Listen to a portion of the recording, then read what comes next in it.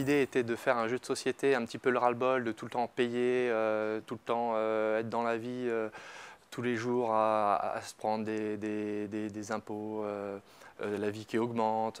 Donc le but était de faire une caricature de notre quotidien avec plein d'humour.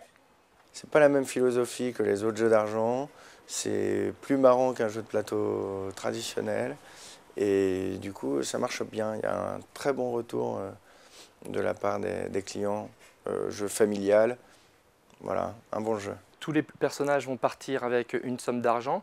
Chris Crash va attaquer tous les joueurs de la table. Et bien entendu, il existe une interaction et c'est ce qui donne beaucoup de plaisir à jouer. On va pouvoir se donner un peu des coups fourrés entre joueurs.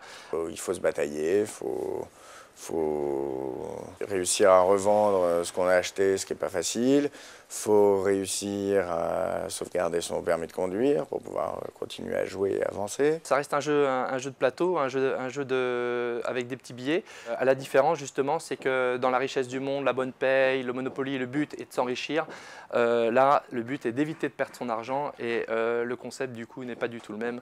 Et si j'ai incarné Charlot et que j'ai perdu, voilà, vous êtes éliminé et vous sortez du jeu.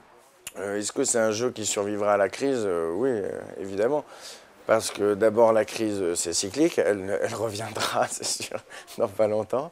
Et puis, non, ensuite, je crois que c'est surtout un prétexte pour avoir un sujet rigolo. Maintenant, on peut y jouer aussi en temps de prospérité, il n'y a pas de problème.